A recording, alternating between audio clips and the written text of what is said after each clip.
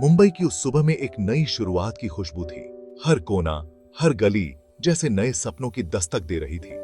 सूरज की किरणें हमारे छोटे से फ्लैट की खिड़की से अंदर आ रही थीं, कमरे को सुनहरी रोशनी से भर रही थीं। यह हमारा नया घर था। दीवारों पर ताजा पेंट की महक और डिब्बों में बंद सपने। हर डिब्बा, हर सामान हमारे भविष्य की उम्मीदों से भरा था। आरव और मैंने मिलकर हर चीज को सजाने का सपना देखा था।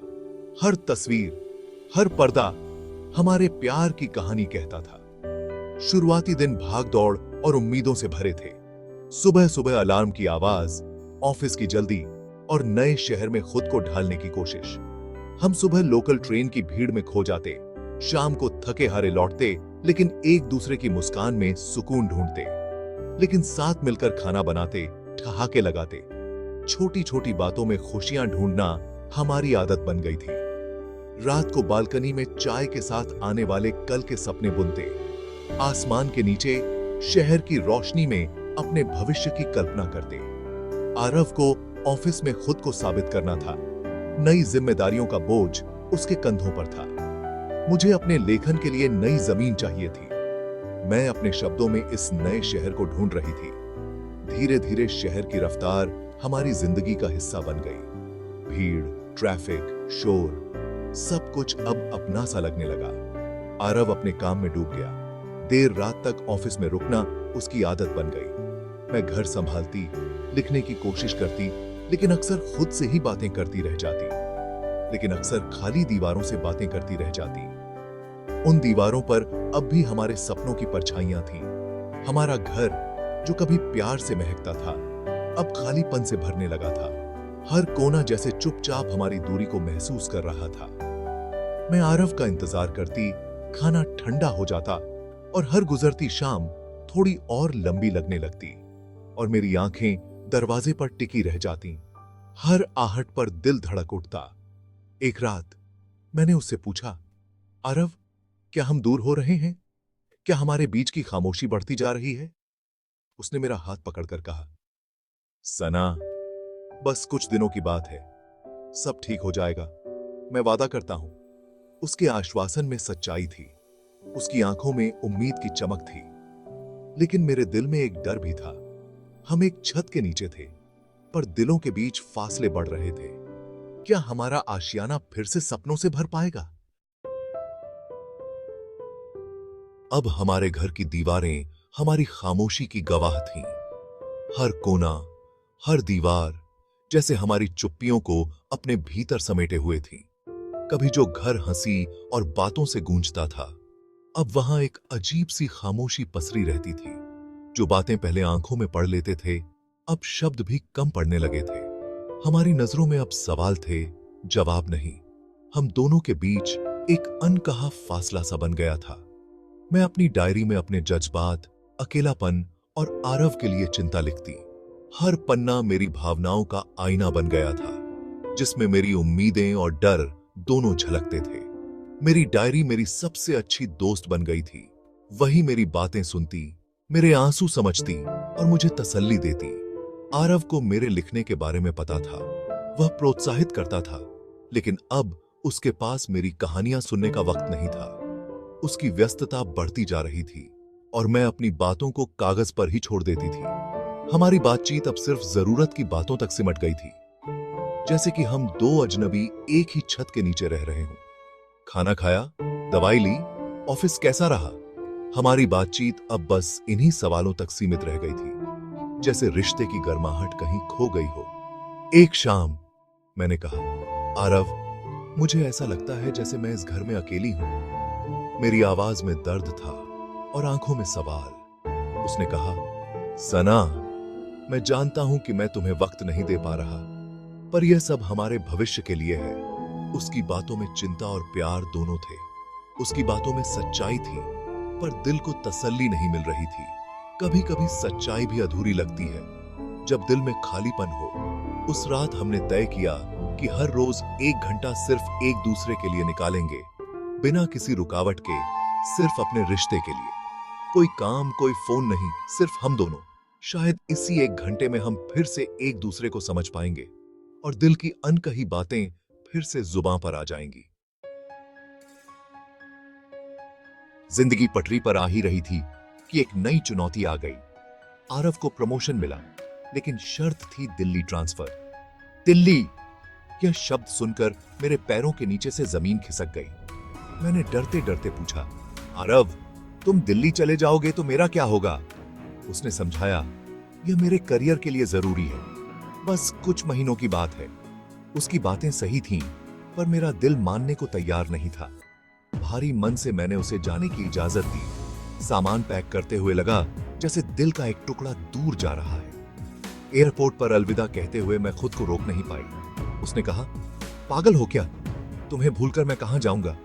उस दिन एहसास हुआ, इश्क की तैयारी में फासलों का इम्तिहान सबसे मुश्किल होता है। आरव के दिल्ली जाने के बाद हमारा रिश्ता मोबाइल की स्क्रीन पर सिमट गया। दिन की शुरुआत वीडियो कॉल से होती, रात गुड नाइट पर खत्म। शुरुआत में सब ठीक था। हमें लगता था टेक्नोलॉजी से दूरी मिट जाएगी, लेकिन धीरे धीरे वीडियो कॉल एक औपचारिकता बन गई। कभी उसकी मीटिंग, कभी मेरा नेटवर्क, बातें कम होने लगी। मैं उसका इंतजार करती, वह व्यस्त रहता, फिर एक सॉरी का मैसेज आ जाता। हमारे बीच अब छोटी छोटी बातों पर तकरार होने लगी थी। एक दिन वीडियो कॉल पर बहस हुई। मैंने कहा, तुम्हें मेरी परवाह नहीं। उसने कहा, मैं सब तुम्हारे लिए कर रहा हूं। कई दिनों तक बात नहीं हुई। घर की हर चीज मुझे उसकी याद दिलाती। मुझे डर लगने लगा था कि कहीं यह दूरी हमारे रिश्ते को हमेशा के लिए खत्म न कर दे। मेरा अकेलापन बढ़ता जा रहा था। एक दोस्त की सलाह पर मैं रिलेशनशिप थेरेपिस्ट से मिली। मैंने थेरेपिस्ट को सब कुछ बताया, मुंबई, दिल्ली, बढ़ती दूरियां। थेरेपिस्ट ने पूछा, तुम्हें सबसे ज्यादा किस बात से डर लगता है? मैंने कहा, आरव को खोने से। उन्होंने समझाया, डर स्वाभाविक है, लेकिन जब वह हावी हो जाए तो रिश्ते में दीवार बन जाता है। पहली बार समझ आया, समस्या दूरी नहीं, हमारा डर था। थेरेपी के बाद मैंने सीखा, भावनाओं को दबाना नहीं, स्वीकारना जरूरी है। मैंने आरव को फोन किया, कहा, मुझे तुमसे सच सच बात करनी है, बिना गुस्से, बिना शिकायत के। थेरेपी ने मुझे खुद को समझने का नया नजरिया दिया। मैंने अपनी डायरी में अपने रिश्ते के उतार चढ़ाव, डर और उम्मीदें लिखी। एक दोस्त ने मेरी डायरी पढ़ी और किताब बनाने का सुझाव दिया। पहले मुझे यकीन नहीं हुआ, पर उसकी बातों ने हौसला दिया। मैंने अपनी कहानियों को एक किताब की शक्ल दी, नाम रखा, इश्क की तैयारी। पब्लिशर को पांडुलिपि पसंद आई, किताब छपने लगी। मैंने सबसे पहले आरव को फोन कर खुशखबरी दी। मेरी किताब का छपना मेरे लिए एक नई पहचान, नया आत्मविश्वास था। वह दिन आ ही गया। मुंबई के लिटरेरी फेस्टिवल में मेरी किताब का विमोचन होने जा रहा था। यह पल मेरे लिए किसी सपने से कम नहीं था, क्योंकि मैंने अपनी मेहनत और जज्बातों को इस किताब में पिरोया था। मैं नर्वस थी, दिल की धड़कनें तेज थीं, लेकिन उतनी ही ज्यादा उत्साहित भी थी। पहली बार इतने बड़े मंच पर, इतने लोगों के सामने अपनी कहानी सुनाने का मौका मिल रहा था। कार्यक्रम की शुरुआत हुई। पब्लिशर ने मेरी तारीफों के पुल बांधे और फिर मुझे मंच पर बुलाया। उस पल मेरी हथेलियां पसीने से भीग गईं, लेकिन चेहरे पर मुस्कान थी। मैंने माइक संभालते हुए कहा, यह किताब सिर्फ एक कहानी नहीं, बल्कि मेरे दिल की आवाज है। डर, उम्मीद, अकेलापन और प्यार की कहानी। इसमें मेरी आत्मा की परछाई है। बोलते बोलते मेरी नजरें बार बार दरवाजे की तरफ चली जाती थी, क्योंकि मैं आरव का बेसब्री से इंतजार कर रही थी। हर बार जब कोई आता, दिल की धड़कन बढ़ जाती। तभी अचानक हॉल के पिछले दरवाजे से आरव अंदर आया।